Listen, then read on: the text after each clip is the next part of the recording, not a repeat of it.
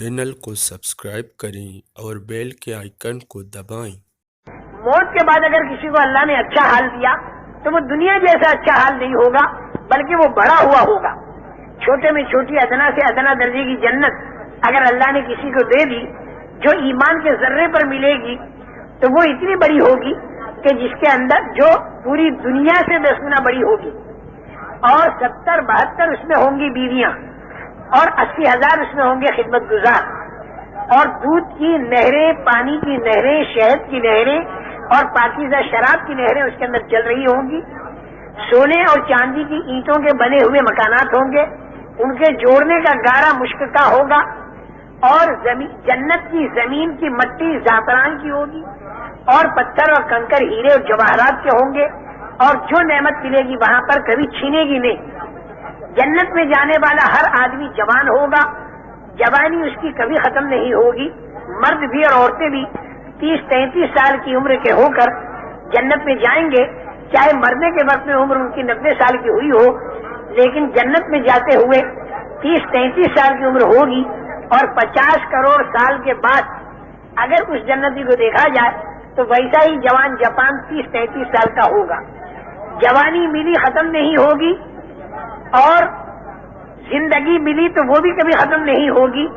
موت کا وہاں پر ڈر نہیں، مکانات کے بوسیدہ ہونے کا ڈر نہیں، نہروں کے سوکھنے کا خطرہ نہیں۔ مرد ایک جگہ تکیہ لگائے بیٹھے ہوں گے مسحری پر، اور ان کی بیوی، اس مرد کی بیوی دوسرے کنارے پر تکیہ لگا کر بیٹھی ہوگی مسحری پر، اور سارا ایک عجیب و غریب منظر ہوگا۔ لا خوف علیہم ولا هم یحزنون، نہ تو آگے کا کوئی ڈر اور نہ پیچھے کا کوئی غم، نہ تو جوانی کے ختم ہونے کا غم، نہ زندگی کے ختم ہونے کا غم، کسی قسم کا کوئی ڈر بھی نہیں، کسی قسم کا کوئی غم بھی نہیں۔ تیز رفتار سواریاں، اگر دوسری جنتوں میں جانا ہوا اعلیٰ قسم کی تو وہاں پر بھی جانے کی اجازت ملے گی، اور ہفتے میں ایک مرتبہ کم سے کم اللہ تعالیٰ کی زیارت اور دیدار، یہ ایک اتنی بڑی نعمت ہوگی کہ جنت کی ساری نعمتیں اس کے سامنے ماند ہوں گی۔ اللہ کو اگر اس دنیا میں کسی نے نہ پہچانا اور اللہ کی معرفت اگر کسی کو نہ ملی تو زندگی اس کی بیکار گئی۔ اللہ کی معرفت جس کو مل جاتی ہے اور ایمان والا جو آدمی بن جاتا ہے تو پھر اللہ تعالیٰ کی زیارت وہاں پر ہوتی ہے، اور یہ ساری جنت کی نعمتوں میں اعلیٰ قسم کی نعمت ہوتی ہے۔ اللہ تعالیٰ اس کی ہمت افزائی فرماتے ہیں، دل جوئی فرماتے ہیں، یہ فرماتے ہیں کہ تجھے اور کچھ چاہیے؟ تو وہ یہ کہتا ہے کہ اللہ ہر لائن کی نعمتیں تو نے ہمیں دے دی، اب ہم تجھ سے اور کیا مانگیں؟ تو اللہ تعالیٰ یہ فرمائیں گے کہ ایک نعمت میں تمہیں اور دیتا ہوں، وہ یہ کہ میں تم سے راضی ہو گیا، میں تم سے ناراض نہیں ہونے کا۔ کیونکہ اللہ کا ناراض ہونا بہت بڑی مصیبت اور اللہ کا راضی ہونا بہت بڑی نعمت۔ میرے محترم دوستوں اور بزرگوں، دنیا کے اندر زندگی بسر کرنے کے طریقے دو ہیں۔ ایک طریقہ وہ ہے جو اللہ نے تجویز کر کے دیا، دوسرا طریقہ وہ ہے جو انسان خود تجویز کرے۔ انسان جو طریقہ خود تجویز کرے گا وہ صرف موجودہ زمانے کو سامنے رکھ کر تجویز کرے گا۔ موجودہ زمانے میں اسے جتنا نفع دکھائی دے گا اس کے باقی رکھنے کا فکر کرے گا، اور جتنا نقصان دکھائی دے گا اس کے دور کرنے کا فکر کرے گا۔ لیکن آئندہ جو زمانہ اس کے سامنے آتا جائے گا تو پھر اس کی رائے اور اس کی تدبیر اور اس کا طریقہ بدلتا چلا جائے گا۔ اس کے بعد پھر دوسرا زمانہ آئے گا تو پھر رائے اور طریقہ اس کا بدلتا چلا جائے گا، یہاں تک کہ آدمی کی موت آ جاوے۔ تو موت آنے کے بعد حالات ختم نہیں ہوتے، بلکہ حالات کا انتظام کرنے کا کی جو طاقت تھی وہ ختم ہو جاتی۔ عام طور سے یہ سمجھا جاتا ہے کہ موت آئی تو حالات ختم ہو گئے، خوشحال آدمی کی خوشحالی ختم ہو گئی اور بدحال آدمی کی بدحالی ختم ہو گئی، جو بیمار تھا اس کی بیماری ختم ہو گئی، جو بھوکا پیاسا تھا بھوک پیاس اس کی ختم ہو گئی، جو خوب کھاتا پیتا تھا تو خوب کھانا پینا ختم ہو گیا، عزت والے کی عزت ختم ہو گئی، ذلت والے کی ذلت ختم ہو گئی۔ اس لیے کہ موت آتی ہے تو آدمی کی لاش تو قبر کے اندر دفن کر دیتے ہیں، تھوڑے دنوں کے بعد میں وہ مٹی بن جاتا ہے، آگے کچھ دکھائی نہیں دیتا۔ تو عام ذہن پوری دنیا کا یہ ہے کہ مر گئے تو ختم ہو گئی بات، حالات سارے ختم ہو گئے، جتنے بھی حالات اچھے یا برے ہیں وہ موت تک ہیں۔ لیکن ایسا نہیں ہے، اور تمہارا پیدا کرنے والا خدا جس نے اپنی قدرت سے 3 اندھیریوں میں ماں کے پیٹ کے اندر اس انسان کو بنایا، جبکہ وہاں پر کوئی روشنی بھی نہیں تھی، ماں کا پیٹ تھا، بچے دانی تھی اور اس کے اندر ایک جھلی تھی، اس جھلی کے اندر لپٹا ہوا بچہ تھا، اور سارے اعضاء انسانی اللہ تعالیٰ نے بنائے، وہ بنانے والا اللہ وہ خود یہ بتا رہا ہے کہ موت کے بعد ایک لمبی چوڑی زندگی آنے والی ہے جو مرنے سے پہلے والے کو دکھائی نہیں دیتی، لیکن وہ یقیناً ایک زندگی آنے والی ہے۔ ہم ایک سفر میں ہوائی جہاز میں تھے تو ایک بحریہ ہمارے پاس بیٹھا ہوا تھا، اس سے ہم نے تھوڑی سی بات کی، ذرا مانوس ہوا، یوں وہ تھا تو اپنے مشرک لیکن بحریت کی طرف ضرور ہو گیا، وہ کہتا میں وید وغیرہ کو بھی نہیں مانتا۔ پھر اس نے مجھ سے یوں کہا مولوی صاحب ایک بات میں تم سے پوچھتا ہوں۔ میں نے کہا پوچھو۔ انہوں نے مولوی صاحب دنیا کے کروڑوں آدمی بلکہ ارباں ارب آدمی اللہ کو مانتے ہیں، مسلمان بھی، ہندو بھی، کرسچن بھی، یہودی بھی، نصارہ بھی، لیکن اس نے کہا مجھے حیرت یہ ہوتی ہے کہ کسی نے اللہ کو دیکھا تو ہے ہی نہیں، پھر یہ اللہ کو کیسے مانتے؟ جو چیز دکھائی نہیں دیتی اسے ہم کیسے مانتے؟ اس نے کہا مولوی صاحب معاف کرنا، میں نے بہت سے جوگیوں سے پوچھا لیکن میرے کو اطمینان نہیں دلا سکے، کیونکہ میرے ماں باپ اسی لائن کے تھے۔ میں نے ان سے پوچھا، کسی نے میرے کو اطمینان نہیں دلایا۔ تمہاری باتوں سے میرا اندازہ یہ ہو رہا ہے کہ شاید تم مجھے سمجھا سکو کہ جو اللہ دکھائی نہیں دیتا اس اللہ کو ہم کیسے مانیں۔ میں نے کہا دیکھو، وہ ڈاکٹر بھی تھے، ٹوکیو سے کوئی ڈگری لے کر آ رہے تھے اور جا رہے تھے اپنے وطن۔ میں نے کہا دیکھو، بغیر دیکھے دنیا کے کروڑوں آدمی کروڑوں چیزوں کو مانتے ہیں، بغیر دیکھے دنیا کے کروڑوں آدمی کروڑوں چیزوں کو مانتے ہیں، اور میں نے کہا ان ملکوں کے اندر بھی جہاں بالکل دہریت پھیلی ہوئی ہے وہاں پر بھی کروڑوں انسان کروڑوں چیزوں کو بغیر دیکھے مانتے ہیں۔ اس نے کہا مولوی صاحب کروڑوں کو تو رہنے تو تم 2-4 بتا دو ہمیں کہ جسے آدمی بغیر دیکھے مانتا۔ میں نے کہا ڈاکٹر صاحب ایک شرط ہے، بغیر دیکھے جو چیز مانی جاتی ہے وہ علامت اور نشانی سے مانی جاتی ہے، بغیر علامت اور نشانی کی نہیں مانی جاتی۔ یا تو چیز کو آدمی دیکھ کر مانتا ہے، اور بغیر دیکھے کب مانے گا؟ جب وہ چیز تو دکھائی نہ دے لیکن اس کی نشانی دکھائی دے۔ اور ذرا سوچ میں پڑا، میں نے کہا دیکھو زیادہ گھبراؤ مت ڈاکٹر صاحب، ابھی میں تمہیں بتاتا ہوں۔ میں نے کہا تمہاری عقل اور میری عقل دکھائی دیتی ہے؟ نہیں دکھائی دیتی۔ جتنے جہاز میں آدمی بیٹھے ان کی عقلیں آپ کو دکھائی دیتی ہیں؟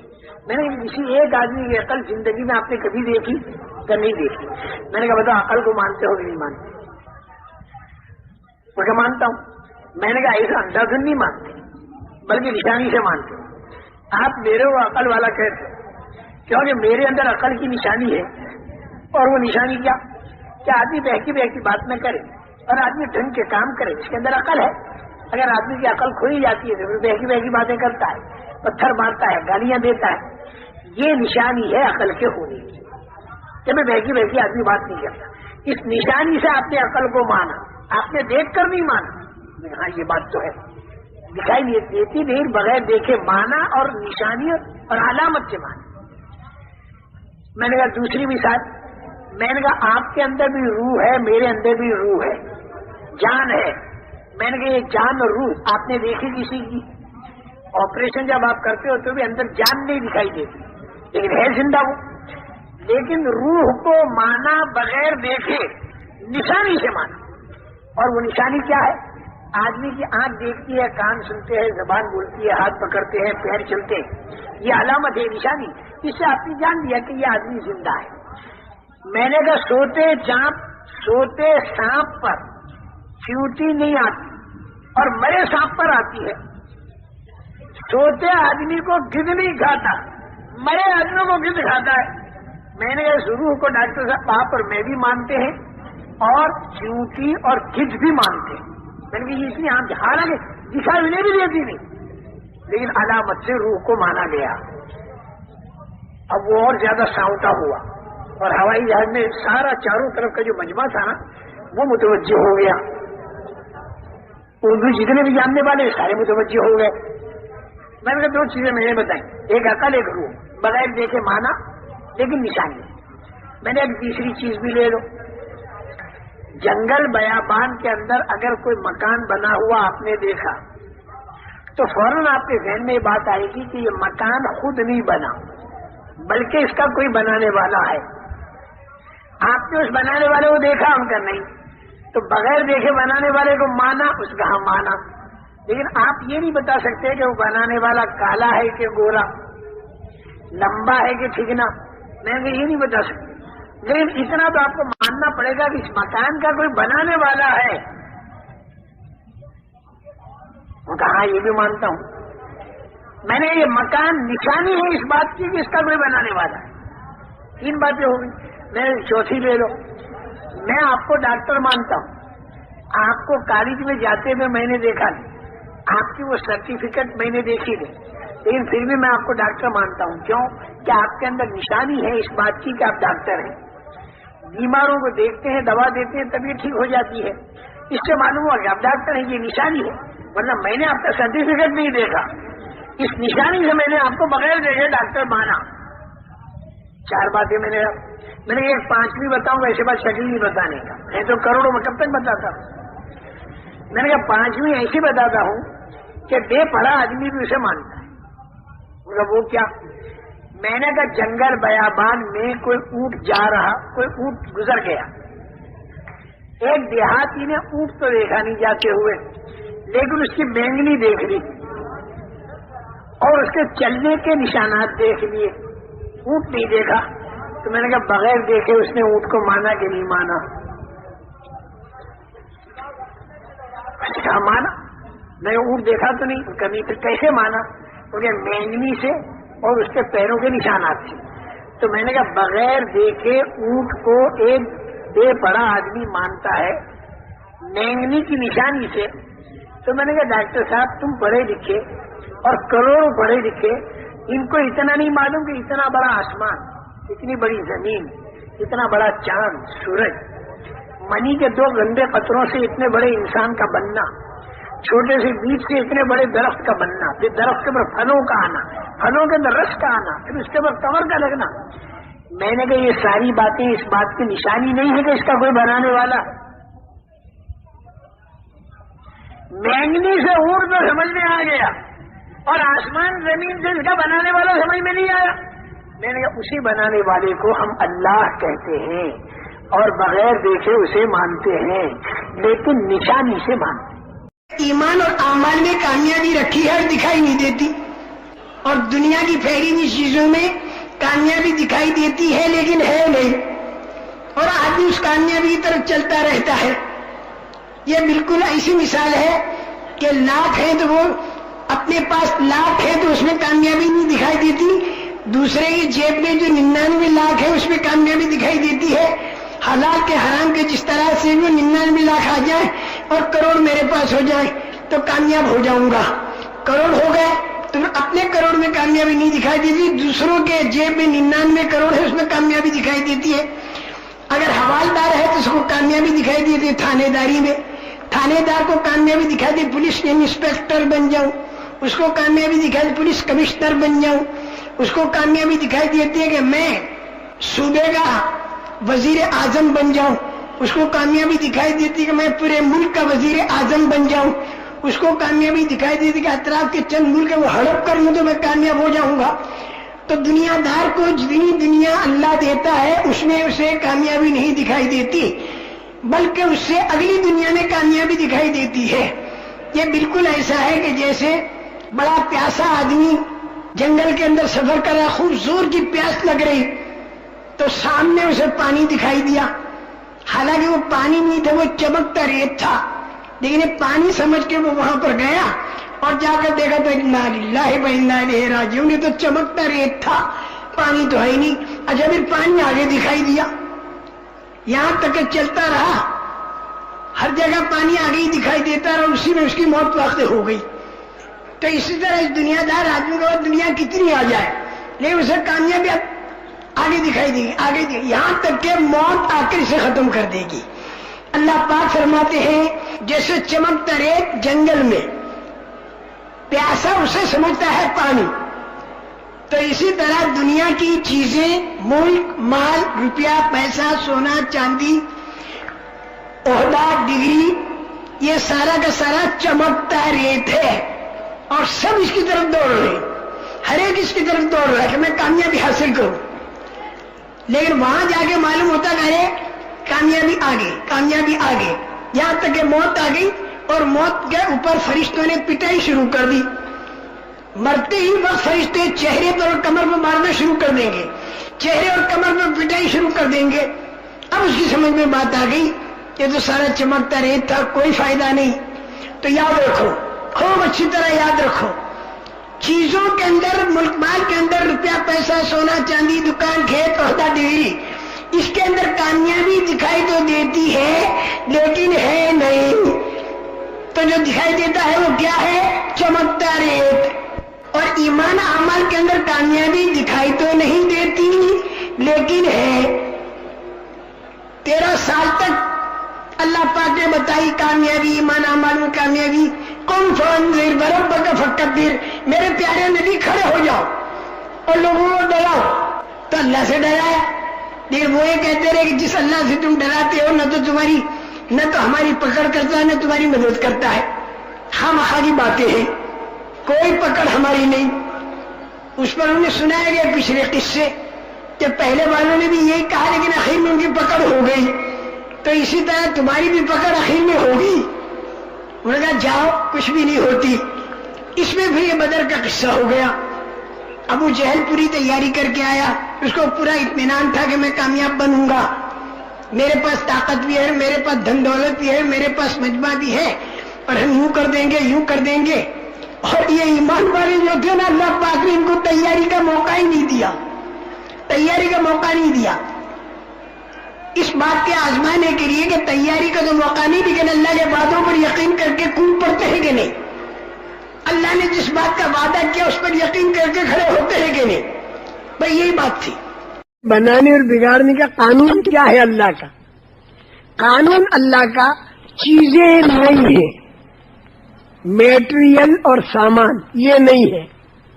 خدا کا قانون یہ نہیں کہ تمہارے ہاتھ میں میٹریل چیزوں کو ہی کہتے ہیں نا، تمہارے ہاتھ میں میٹریل اور چیزیں زیادہ ہوں گی تو میں تمہاری زندگی بنا دوں گا. یہ خدا کا قانون نہیں. میٹریل اور چیزیں تمہارے پاس کم ہوں گی تو میں زندگی اجاڑ دوں گا. یہ خدا کا قانون نہیں. خدا کا قانون کیا ہے؟ خدا کا قانون یہ ہے کہ تیری زندگی میں بناؤں گا اگر تیرا عمل بنا ہوا ہو اور تیرے اندر ایمان کی طاقت ہو اور تو دیندار ہو تو پھر میں تیری زندگی بنا دوں گا. اگر مالدار ہے تو بھی بنا دوں گا.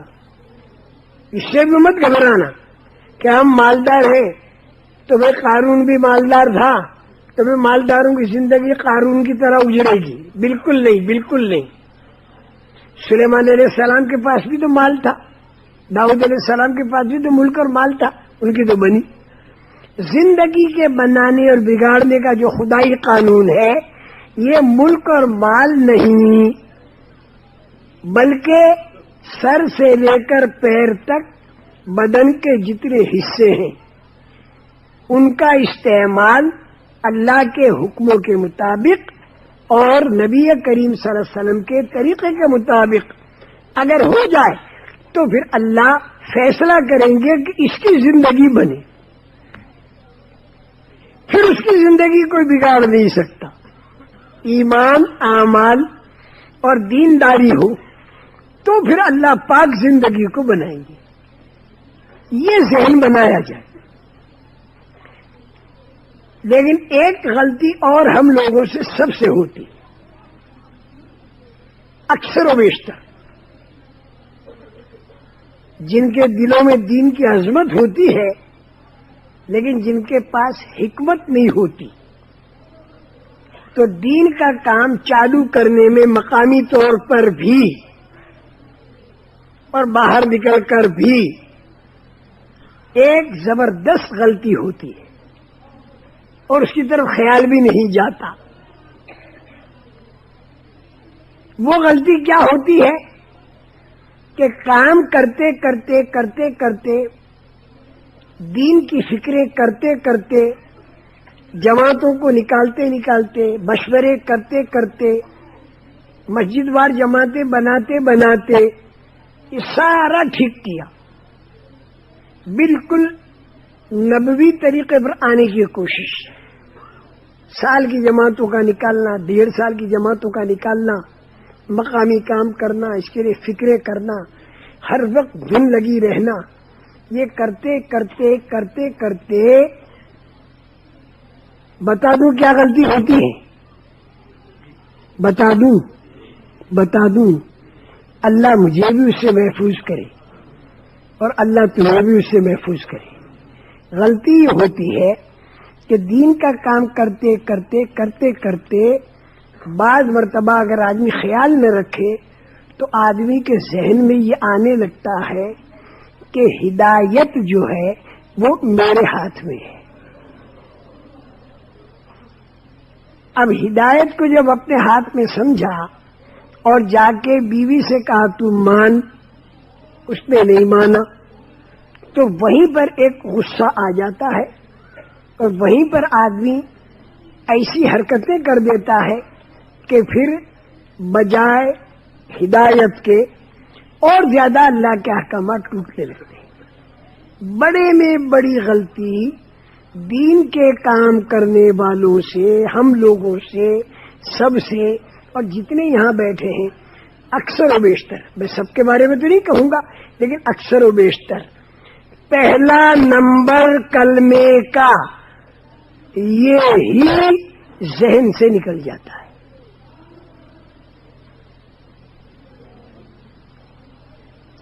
کتنی صحیح طریقے پر آدمی محنت کرے, لیکن اگر ذہن اللہ سے ہٹ کر اور اپنی محنت پر آ گیا, بس صحیح ترتیب نہ رہی. اور یہ اندر کی چیز ہے. ہم لوگ یہ طے کر لیں کہ نبیوں کے طریقے پر محنت کا کرنا یہ تو ہمارے ذمے ہے. ہم فکر کریں کہ نبیوں کے طریقے پر محنت ہو رہی یا نہیں, اس کے اندر بھول چوک ہو سے ٹھیک کریں. لیکن اس کے بعد نتیجہ یعنی کسی کا دل پھیرنا یا کسی کو ہدایت ملنا یہ ہمارے قبضے میں نہیں, یہ اللہ کے قبضے میں ہے.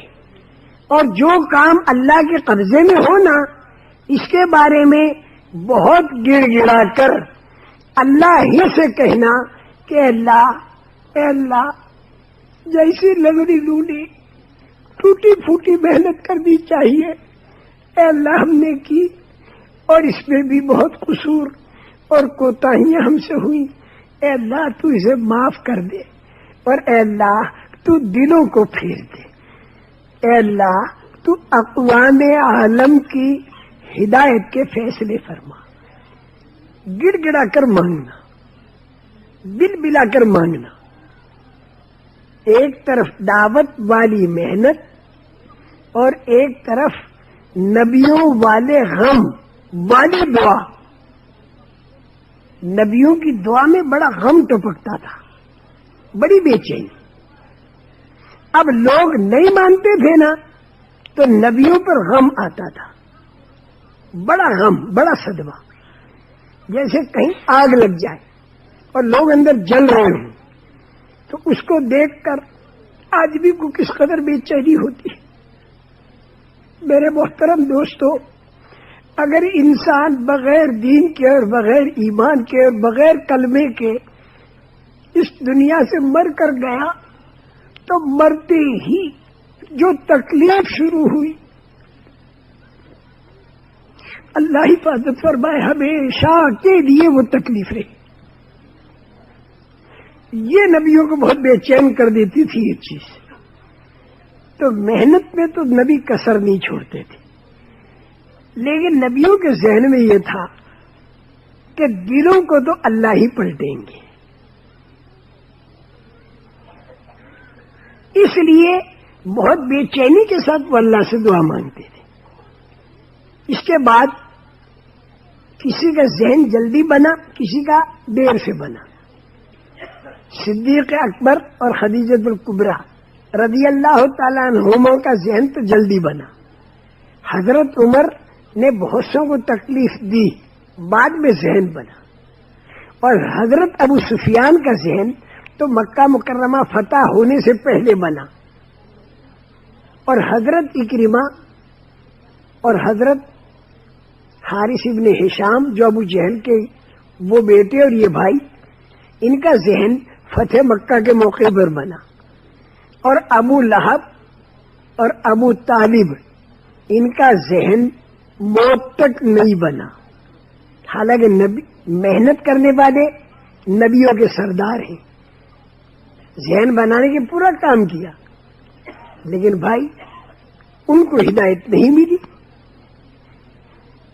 ان کو اس ہدایت کے نہ ملنے پر بے چینی، بے قراری، گڑ گڑانا، اللہ کے سامنے بل بلانا، تل بلانا، تسمسانا، گرم گرم آنسوؤں کا بہانا، ٹھنڈی ٹھنڈی آہوں کا بھرنا، یہ جب ساتھ میں ملے گا بس پھر اللہ خوش ہو جائے گا کہ میرا بندہ اپنی سی کر رہا ہے اور رو رہا ہے. تو پھر اللہ خوش ہو کر امید ہے کہ ہم کو پہنچا دے دین تک، اور پھر دین کو اٹھواویں ہمارے چینل کو سبسکرائب کریں اور بیل کے آئیکن کو دبائیں.